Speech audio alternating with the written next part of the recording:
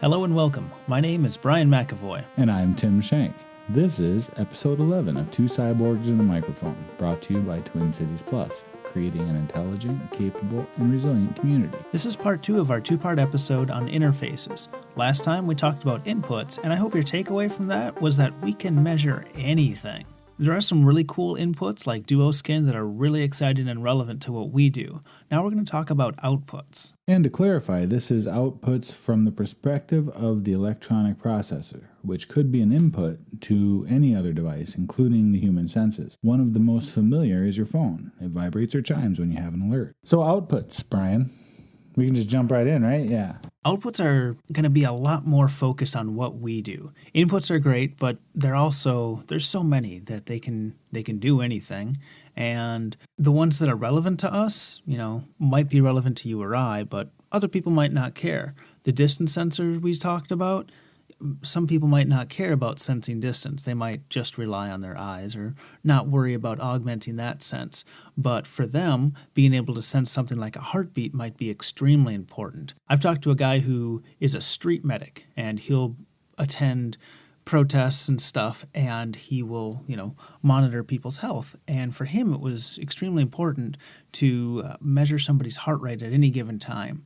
And there are a great number of sensors that can sense heartbeat right through the skin. They're very inexpensive. Having that sense at your fingertips at all times without having to find a pulse on a wrist or a neck, because they might not react well if they're having a heat stroke if you reach for their neck. So for him to be able to just touch somebody's shoulder or forearm, that'd be huge.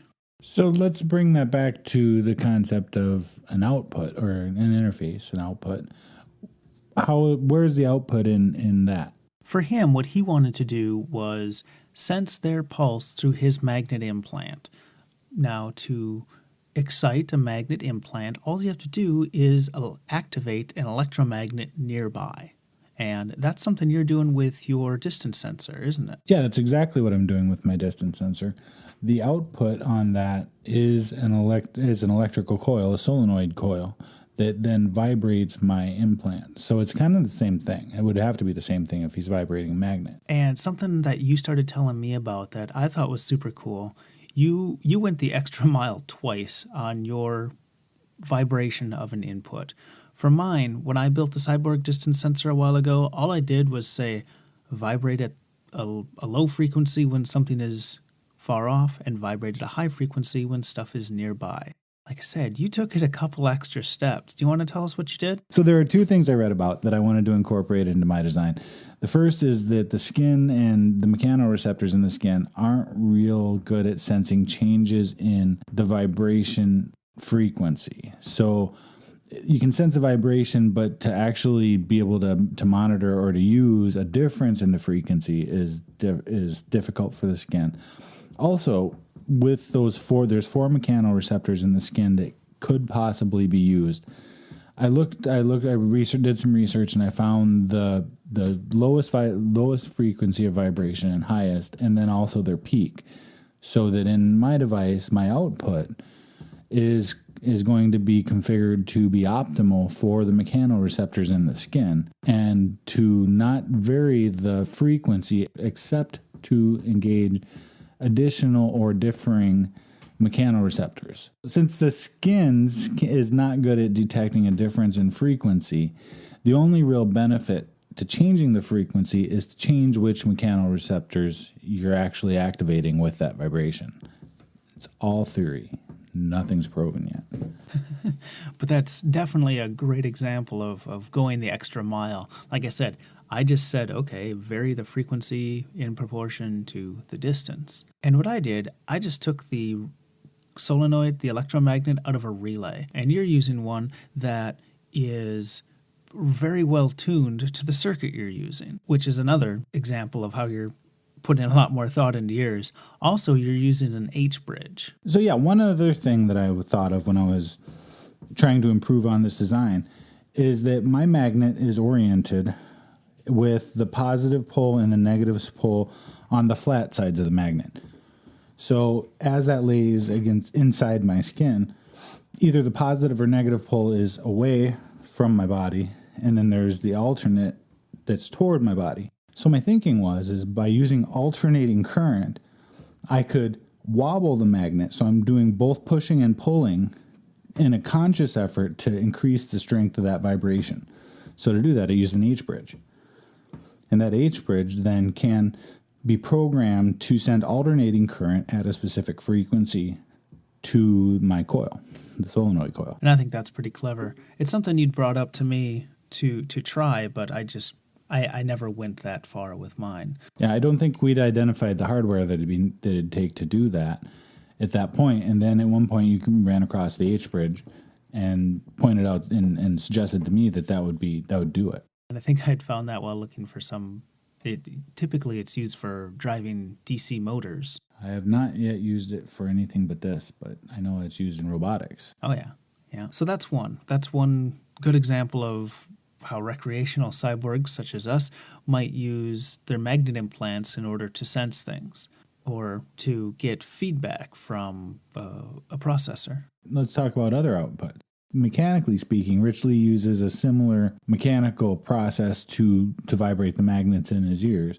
But what other outputs are there besides the typical screens that we all use? Rich Lee's a great example of another output. His is sound. He has magnets implanted in his tragus, the tragus of each ear, both ears, and he uses, they're typically referred to as invisible headphones or spy headphones.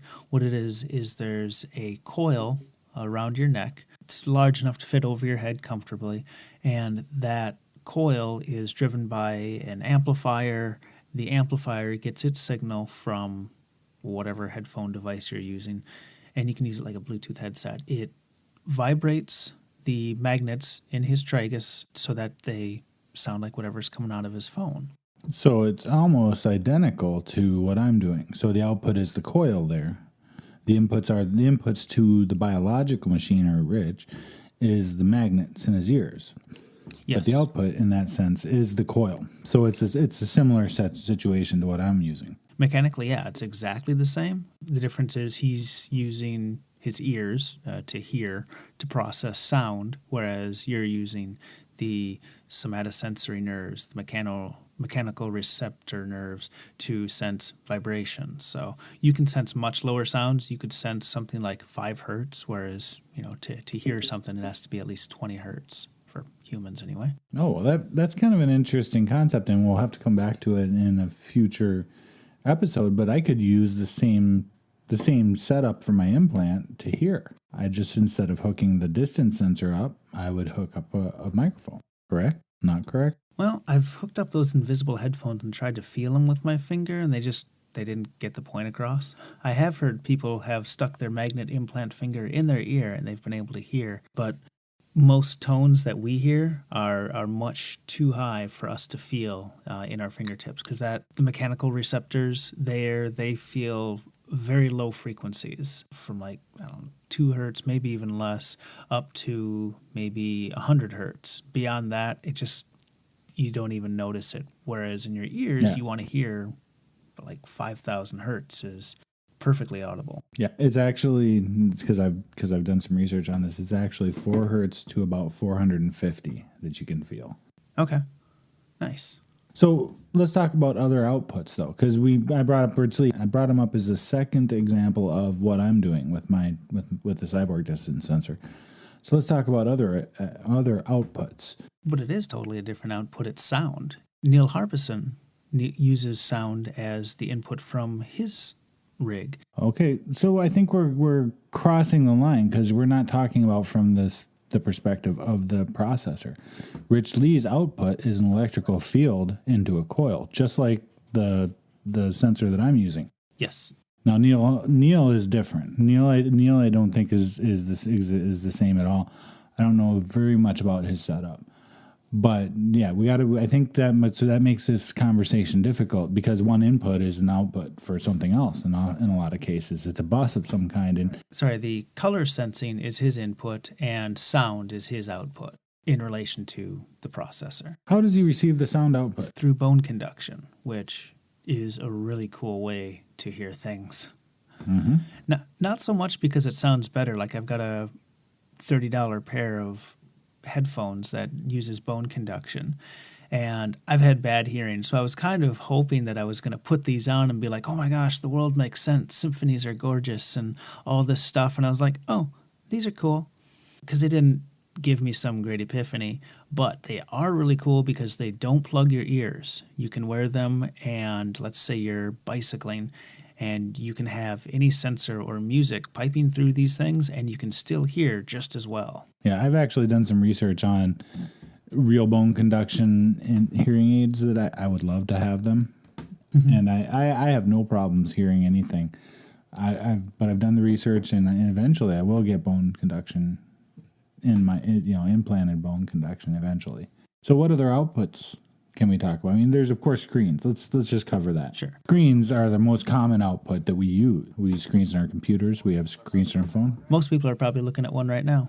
Absolutely. We have screens. We have electrical fields that are driven by some kind of electrical coil. What other outputs can we talk about? Vibration, vibrating motor. Great, because nobody else usually knows that you can sense something through that. They can be made very quietly. I think we've all seen that with our cell phones. And wearables. And wearables. I've got a great little wrist bangle that wakes me up every morning. And of course there is sound. There are audible cues all the time. We have them all the time. They tell us when to walk across the street. They tell us important information when we're in public places. So audio, actual sound waves, is an output. Mm-hmm. Are there any others? There have to be, right? Oh, there's tons. So any sense that your body has can be used as to receive an output. For example, here's a fun one. It's kind of off the wall. If you put a current near the back of your ear, don't try this, but there's neat little articles out there. If you apply a DC current behind your ear and then swap that current from positive to negative and negative to positive, your sense of balance will actually be affected, and you can feel like you're leaning one way or the other. They've done this with people watching a video. They'll show on a screen somebody traveling down a road. On the screen, it will appear as though like you're turning, like you're in a car, and they'll do the current trick with the person's ear, and they'll inadvertently lean the direction of the turn. I've heard about this being used in virtual reality development to give a sense of inertia and a sense of leaning and gravity in virtual reality. So that's really interesting. Mm-hmm.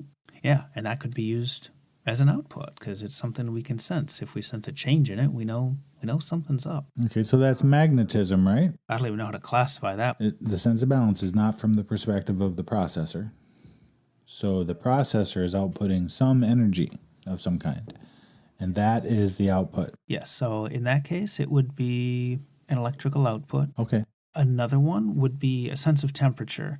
This one's not a great example for biohacking because it's hard to change temperature quickly, and we don't sense its change very quickly. For example, you could hook up a Peltier device, which is just a thermopile or a bunch of thermocouples, and you apply DC power to it. It'll get hot on one side and cold on the other.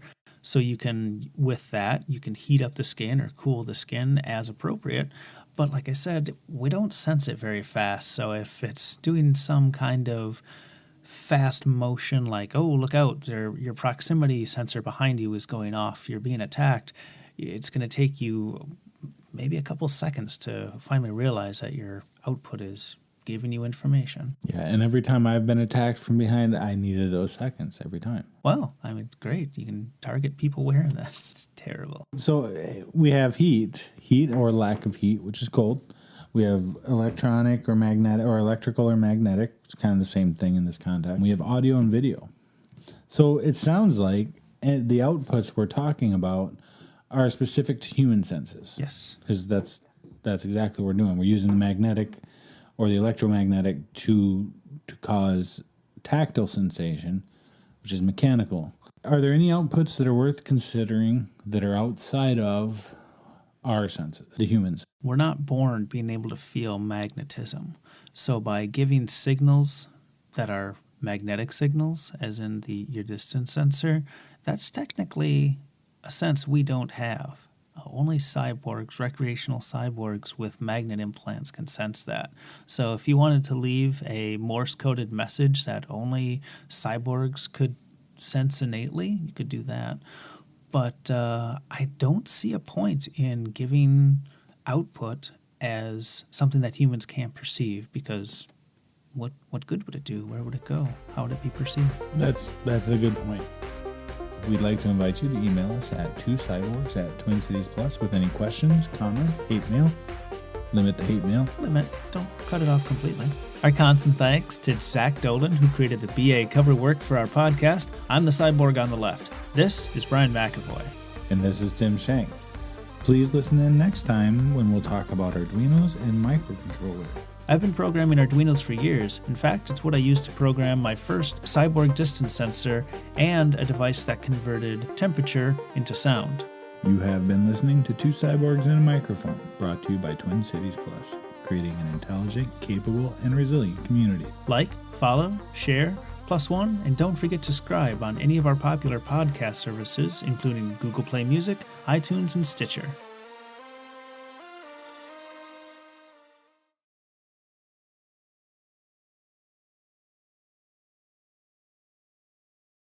It sounded like a fire truck fighting a brass trampoline. Brass trampoline.